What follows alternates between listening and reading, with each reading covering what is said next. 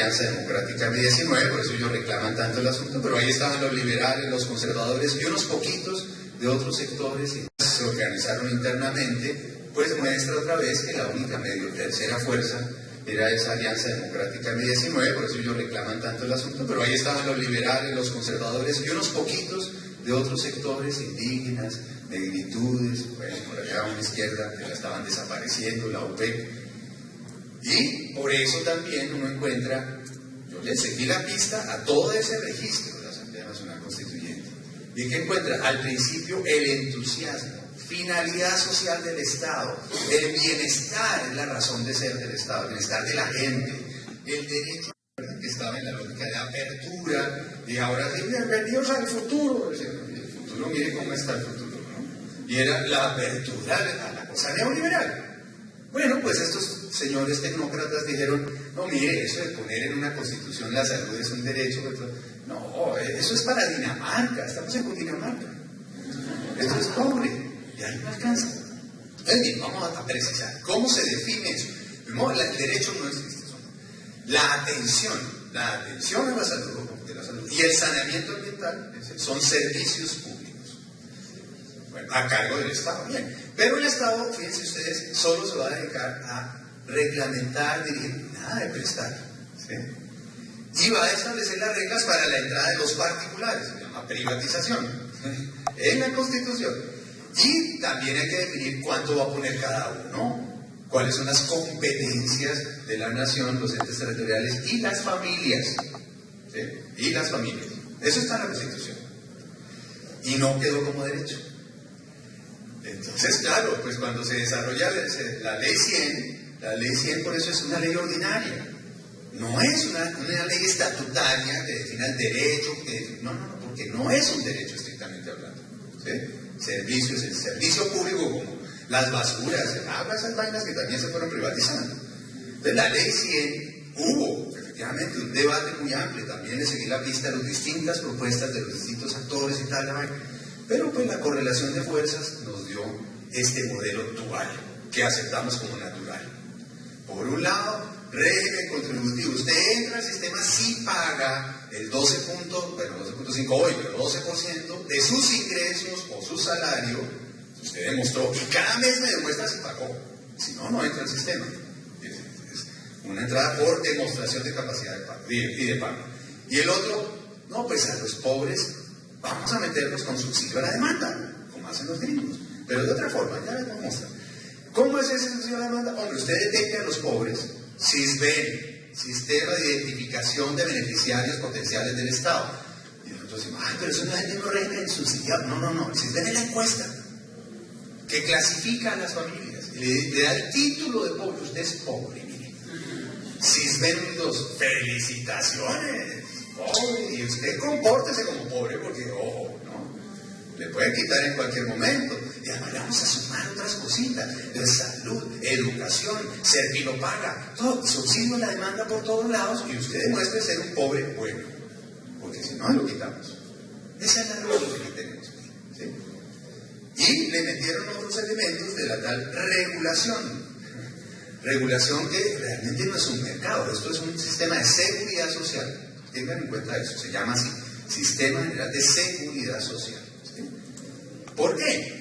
Porque el financiamiento, si ustedes ven la estructura de las funciones, el financiamiento es público, mayoritariamente público, por estructura, no por voluntad de nadie, por estructura del sistema.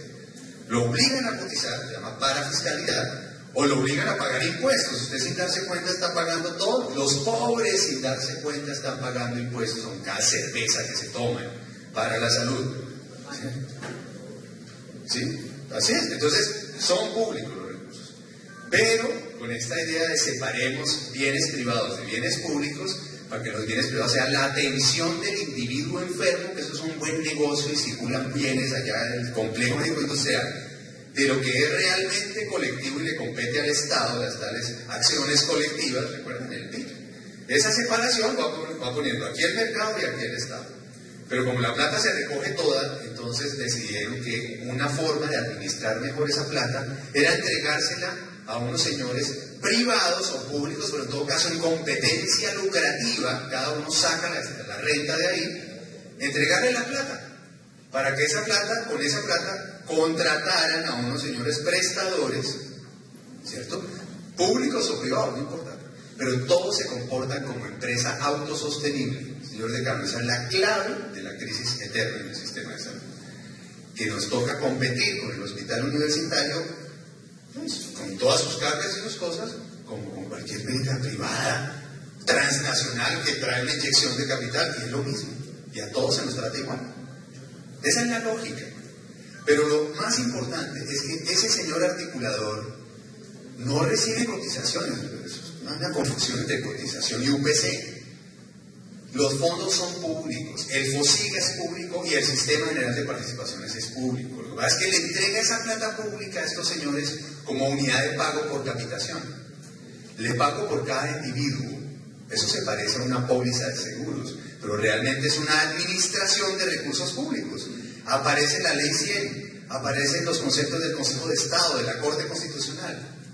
Luego, incluso en la Ley 100 dice con toda claridad, si usted está en el régimen contributivo, su plata como administrador es solo el 10% de la UPC. El resto, 90%, usted tiene que guardarlo en una cuenta de orden y pagar la prestación de servicios de sus afiliados. No lo han hecho con la connivencia, autorización y complicidad de todos los gobiernos desde el 90 para acá. Se han robado esa plata. Y nosotros estamos aquí diciendo, pero ¿por qué no nos pagan? Son recursos públicos. Deberíamos tener demandadas a todas las EPS. Y vamos a hacer eso. Esa es una estrategia. Para que devuelvan esa plata pública, que hagamos algo en todo lo que ustedes vieron con Salud. Eso es. Se han apropiado indebidamente de recursos públicos, pero como son privados, y eso no se les puede tocar su empresa. Esa es la cosa. Perdimos la noción de lo público totalmente. Y aquí han hecho negocios que ahora llaman, ay no, esa es la corrupción de unos poquitos. No, estructuralmente se quedan con la plata, gracias a la ley, a la norma y a nuestra actitud, que también han contribuido bastante. Entonces, claro, el derecho se nos redujo a lo que aparece en el post, solo que apareció también otro recurso de la misma Constitución, la tutela de derechos fundamentales, ¿recuerdan? Pero al principio se hizo conexidad con el derecho a la vida. Atención de la salud no es derecho, pero atención a la vida sí es fundamental, entonces lo tutelamos. Bueno, la sentencia D760 de 2008 lo que dijo fue, miren, desprendamos esa conexidad. La atención en salud es un derecho fundamental, por favor, léansela. Eso es un avance jurisprudencial del país y eso ha obligado a hacer una serie de cosas, por eso es que captar bien la cosa, porque allí hay una posibilidad enorme de desarrollo, por lo menos de una acción jurídica nueva, y pues que hace parte de un debate que se dio allí. Pero bueno, antes de entrar en ese debate, hagamos una síntesis entonces de las consecuencias de esta forma de organización de Estado-mercado, que es una forma de privatización y disque con regulación. Pues lo primero es esta terrible confusión entre cobertura del aseguramiento y acceso real y efectivo a los servicios cuando se necesitan. Está totalmente desligado esto, ¿sí? Claro que somos el país ejemplar en cobertura universal, y por eso el ministro y Santos, ¿sí?, dicen, pues este es el mejor sistema de América Latina, 97% de cobertura. ¿Cobertura de qué? Del negocio del aseguramiento. Pero el acceso, ¿ustedes creen que hay acceso? Vivimos que la gente pueda resolver con el aseguramiento las necesidades en salud, en la atención en salud. Claro que no, pero lo hemos naturalizado. Ah, no, pues sin cobertura, y como dicen que sí, hasta la OMS dijo que esto es muy bueno. Bueno. La función real de la supersalud es... Señor, ya vamos para allá, porque es que la supersalud está en la misma norma. La supersalud la hemos demandado, le hemos dicho, usted tiene que recuperar esa plata de la CPS. No, pero es que eso es de la empresa y yo no puedo entrar hasta allá. Señor, pues son recursos públicos. Ah, no, pero es que a mí no me compete. Y cuando lo hizo la Contralora, fíjense dónde está la Contralora. La quieren meter a la cárcel. ¿Quién la quiere meter? El fiscal que fue el abogado de Salud Pública, el señor Montalegre. Así es de sencillo. Hombre, es que el tema no es solo normas, el tema es dinámica, de quién está con quién, cómo se distribuye el poder. Y aquí se ha concentrado el poder en los que administran, manejan esa plata pública y se la llevan. Y nos produce todas estas consecuencias. Desigualdad aceptada por todos y todas. Nos parece natural que una señora que está en el régimen subsidiado, embarazada, tiene el doble de riesgo de morirse que si está en el régimen contributivo en Bogotá. No en el Chocó, en Bogotá. Y 6 veces más que la señora de la medicina prepagada que tiene 4 ecografías en todo su proceso. La señora del subsidiado tiene una o media, o no tiene. Que no llegó. Bueno, muy bien. Y cada vez más nos ponen en una cultura individualista. Cada cual busca ver cómo saca su cosa, ¿cierto? Y es responsable entonces en esa gestión individual de que se logró, que pudo obtener. Y mientras tanto, todas las barreras de acceso que aprendieron a hacer estos señores agentes dominantes, barreras de acceso de todo tipo. Tenemos todas las tutelas para mostrar eso. Administrativas, culturales, económicas, geográficas, todas las barreras. ¿Para qué? Para que no se use la plata que les damos cada año, las UPCs. Y ahí sacan su rentabilidad, es apenas obvio. Y ahí viene el otro elemento. Y es que el Estado solo regula allá arriba y mientras tanto todo es mercado. Entonces, frente a la red pública y a todos los prestadores, incluidos los hospitales universitarios, el asunto se mueve muy fácil. Yo le pago solo con una tarifa que yo establezco, primera cosa. Así usted tenga más costos, yo le pago eso. Pero además no le pago ahora, le pago cuando yo decida por el mecanismo de la glosa. La glosa es perfecta para eso. Como yo tengo la plata y usted me está declarando un siniestro, entonces se han convertido en aseguradoras, no en administradoras, entonces yo le pago solo cuando demuestre usted que el siniestro fue tal o cual para tal persona. Imagínense, ¿cuál es el siniestro en salud? En la atención en salud. Bueno, pues es una caja negra maravillosa para ellas. Más del 50% de las facturas son cruzadas en este país. ¡Qué falta de gestión, señor decano! Usted debería poner demandas. Pues las demandas tampoco funcionan porque efectivamente los mecanismos están a favor de la gente dominante, que se llama iglesia. Bueno, en el HV, por ejemplo, encontramos que unas abogadas y abogados montaron una firma de esas, ¿no?, para hacer el recaudo de las facturas del hospital universitario. Pues descubrimos que están aliadas con Dilian Francisca Torres y que tienen un negocio que le cobra el 15% de cada factura que logra captar. 15%. Sobrecostos, para lo que está peor. Así es sencillo. Bien, y entonces, ¿cuál es la otra estrategia? Usted, como yo le pongo esos ingresos, usted empieza a mirar sus gastos y dice, no, hay que bajar los gastos. Planta de personal, no, claro, esa planta de personal es un sobrecosto horrible, saquemos toda esa gente que no hace nada, sindicalizados. Venga a ver, contratos corticos, porque se toca ver los ingresos, ¿no? Entonces, cada mes se está pasando eso en los hospitales públicos de Bogotá y en todas partes, ¿sí? Bueno, maestra, ¿a cuánto alcanza la plata? No, le puedo dar un contrato de un mes, ¿le sirve? Bueno, sí, señor. ¿Vale tanto? ¿Le sirve? Sí, señor. ¿Con una cooperación? Sí, señor. Precariedad laboral sistemática. Y lo hemos aceptado, introyectado. No, pero es que como eso cuesta tanto. Y hay que sobrevivir en cada empresa autónoma, autosostenible. Entonces, claro, ¿cuál Estado? Y ahí están todos los hospitales universitarios. Pero lo más grave sí es esa apropiación indebida de recursos que hemos aceptado. Porque esa articulación realmente y legalmente no es simplemente una póliza que se le entrega a una... Alrededor de ustedes hay cuánta población del régimen contributivo. ¿Y hay algún contrato de las EPS del régimen contributivo con este hospital? Claro que no, y también lo aceptamos como natural. Estos son los datos que teníamos de Bogotá, de las señoras estantes, y esto es una cosa que hicimos y que lo estamos repitiendo con cada encuesta, porque nos produce una sensación terrible. Hicimos un índice de riesgo compuesto con un índice de protección que incluye la seguridad social, pero otros elementos, y esta sociedad está reproduciendo la desigualdad social de una forma absurda. Quienes menos riesgo tienen, directivos, gerentes, profesionales, tienen la máxima protección, y quienes más riesgo tienen, obreros, agrícolas, industriales, trabajadores por cuenta propia, eso sí que es terrible, tienen la peor protección.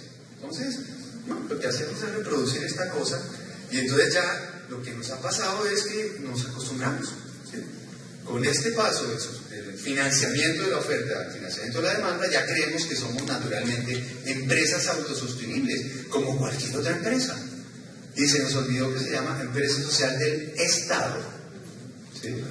¿No hay una diferencia con ese nombre? Respecto de Clínica Minerva o Clínica no sé qué. Empresa social del Estado. Social del Estado. ¿No? Se nos olvidó porque nos obligaron a comportarnos como empresas autosostenibles y sobre todo rentables. Pero nuestras cargas financieras son muy altas, sobre todo en los hospitales universitarios, por lo que acaba de decir el decano, la docencia, la investigación, toda esa serie de cosas, tenemos que seguir haciéndolas, no podemos estar prestando el mejor servicio más rentable y cerrando el que no es rentable, eso no se puede, pero nos obligan a hacerlo.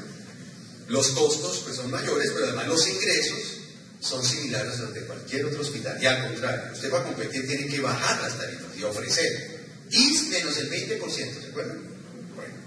Y las deudas exorbitantes, pues asfixian cualquier empresa. Los privados, véanse el informe de la Asociación Colombiana de Hospitales y Clínicas, 5.2 billones de deudas privadas, a los privados. ¿Sí? Entonces, un momentito. Y esta articulación comercial que nos han obligado a hacer con la ley de talento humano, ¿no? Es que mire, como la educación es un negocio y la salud es otro negocio, pues hagan ustedes un buen negocio juntos, convenios docencia-servicio. Entonces la matrícula que le pagan acá, ponga un porcentaje acá para los sobrecostos de sus chinos, y usted acá, y va a esos costos, y lo más rapidito que pueda, incluso si quiere titular, señor hospital universitario, usted saque títulos, y entonces no le pague a esa señora, no le reciba a esa señora facultad, y usted haga su negocio combinadito.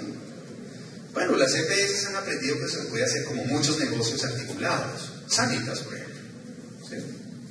Negocio de educación, negocios de medicamentos, negocios de atención, negocios de seguro, todo, perfectamente articulado. Muy bien. Entonces sí, estamos en ensayos y quien pueda, y la verdad yo creo que se ha naturalizado demasiado ese asunto. No tenemos otra vivencia de derechos más que los que dan la propiedad. Y esto es, o usted paga o roba, y de alguna manera, sálvese como pueda y adáptese como pueda, no voy a insistir más en eso. Pero ¿qué han hecho los gobiernos?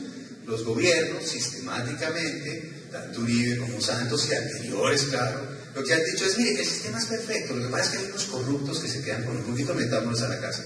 Los incentivos, entonces los incentivos están mal orientados, porque son agentes racionales que buscan la plata, se llama por la plata baila el perro. ¿Sí? Que sigue la misma lógica, entonces le pongo la plática aquí, le pongo allá, lo castigo, toda es una lógica de alineación de incentivos, así nos dice el ministro y todos los ministros. Afortunadamente, ¿cuánto tiempo tengo? No sé.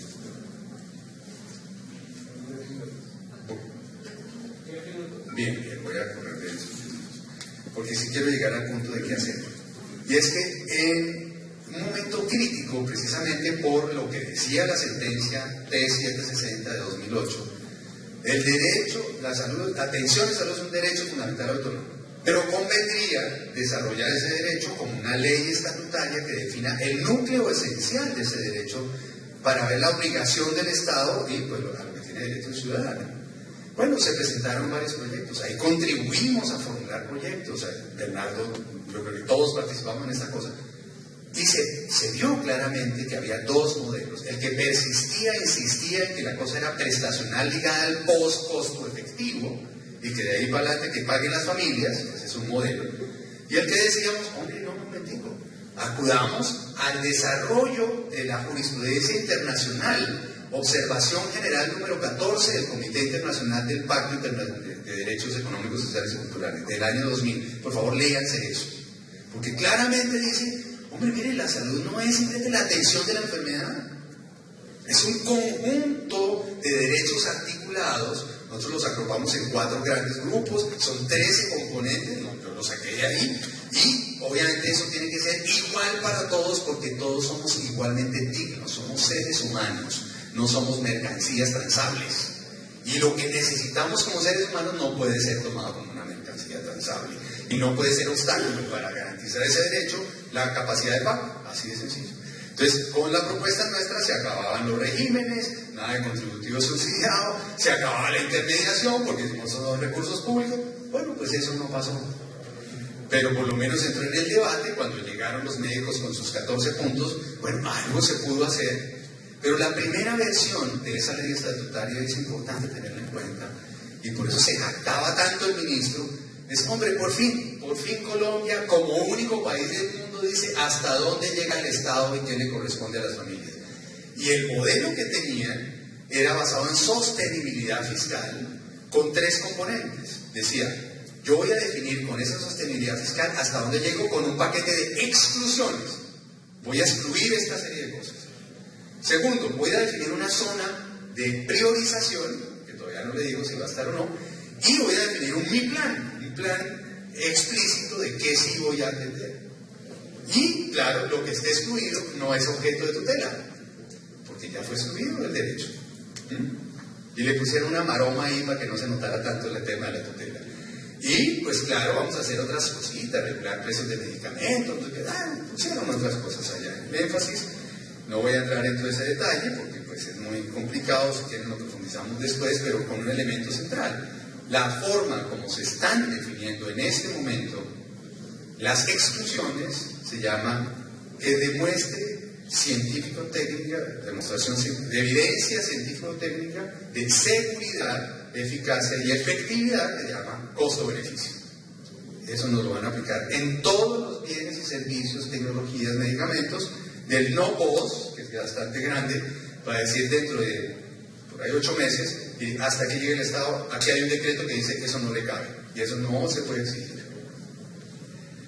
Bueno, pues eso siguió, en todo caso pasó por una revisión obligatoria de la Corte Constitucional. Por favor, léanse la sentencia C313 de 2014, que efectivamente revisó y moduló, dijo cada uno de los artículos. Léanse, el debate es muy interesante de la Corte, sobre todo la segunda parte. Cada artículo, hombre, esto es exigible, esto no es exigible, y todo el tiempo estaba mirando la observación 14, la experiencia de las tutelas, la jurisprudencia.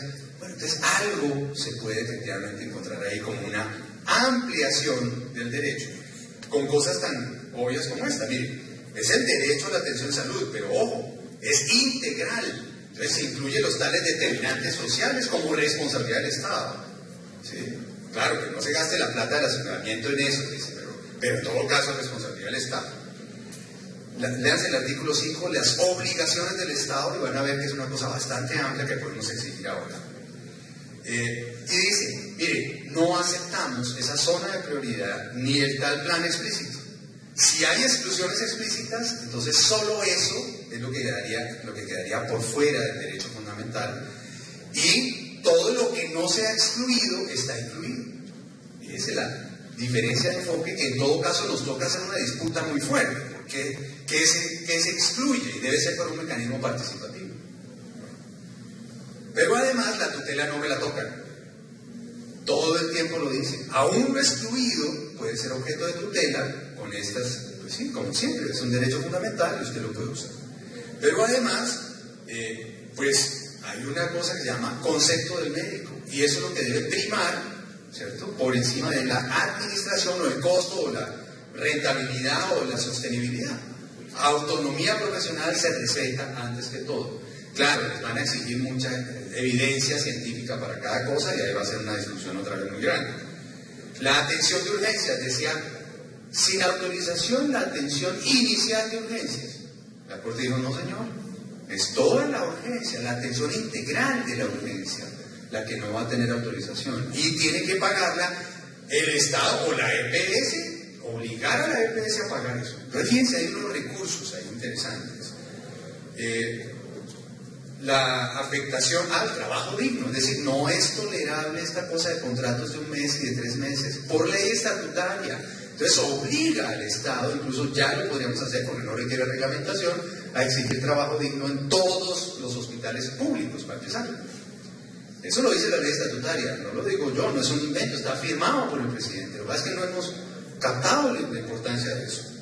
La regulación del medicamento no es solo los precios por allá a la salida del mayorista, no, toda la cadena hay que afectarla, empezando por la producción, los derechos de propiedad intelectual, que es la base del asunto. Aquí se es muy fuerte, queda un poquito incómodo, pero bueno,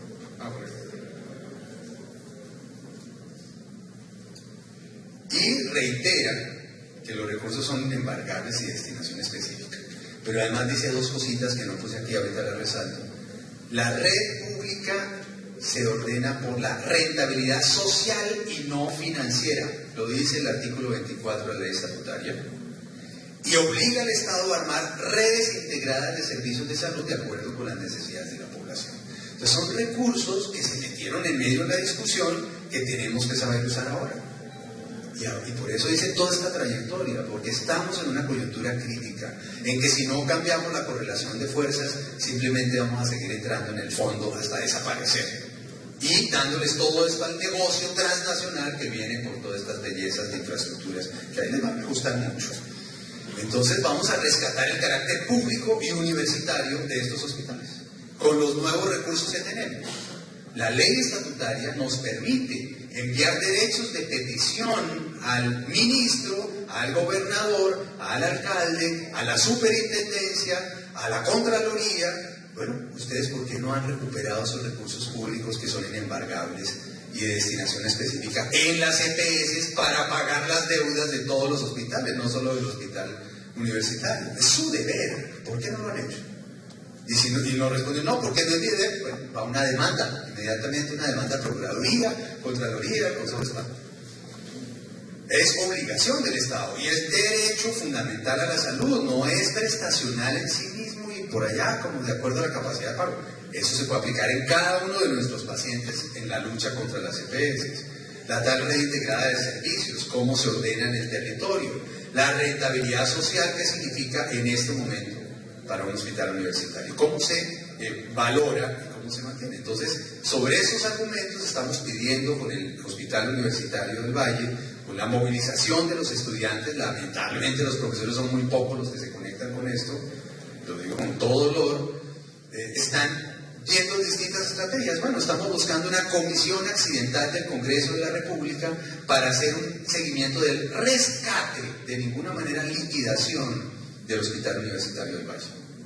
A ver si la fuerza política desde arriba funciona, pero necesita mucha movilización para poder hacer de esto un asunto político nacional. La ley 735 de 2012, revisémosla con mucho cuidado, ahí hay un mandato, una manera de entender hospital universitario que podríamos usar en muchos casos.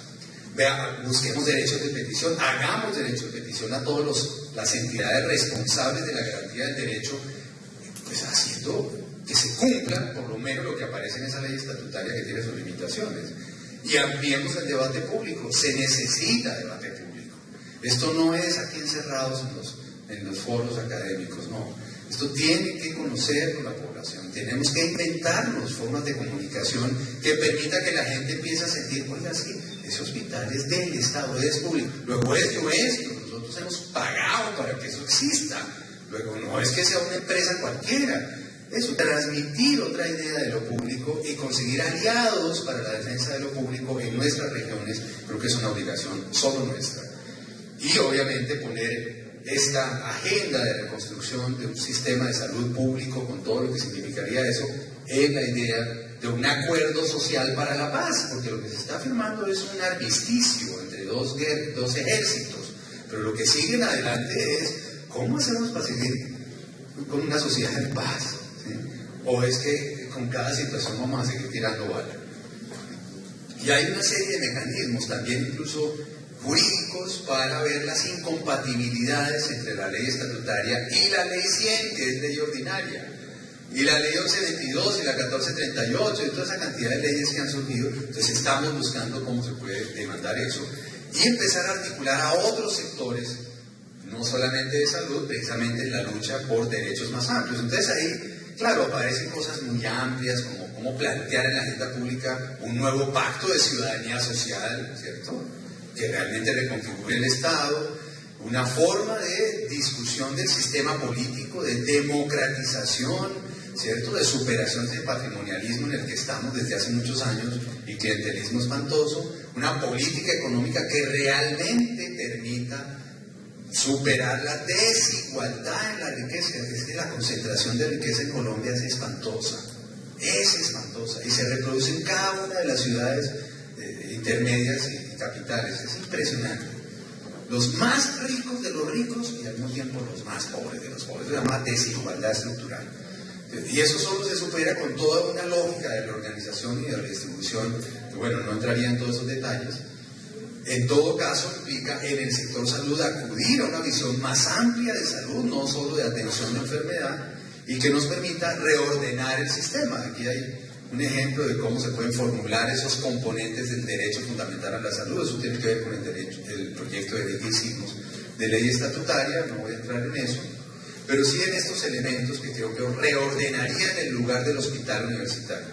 Un nuevo sistema que sea de seguridad social universal, ¿cierto?, ligado a la ciudadanía y no a la capacidad de pago, lo que hace es crear un cuerpo colegiado que gobierne, digamos, a nivel nacional, pero recoger los recursos de cotizaciones y de impuestos y una vez recogidos, pasarlos, ese financiamiento público, a unos fondos territoriales con cuerpos colegiados que vigilen su aplicación sin lucro alguno, sin intermediación de aseguramiento ni nada de esas cosas, y que ese fondo territorial pueda ordenar, ahí sí, la plata para ver qué se hace en prevención, promoción de la salud de la población, cómo se hace atención primaria como una puerta de entrada a redes integradas de servicios de salud, tanto públicas como privadas, y establece unas reglas de juego que permitan realmente responder a necesidades y no estar pensando siempre en el negocio.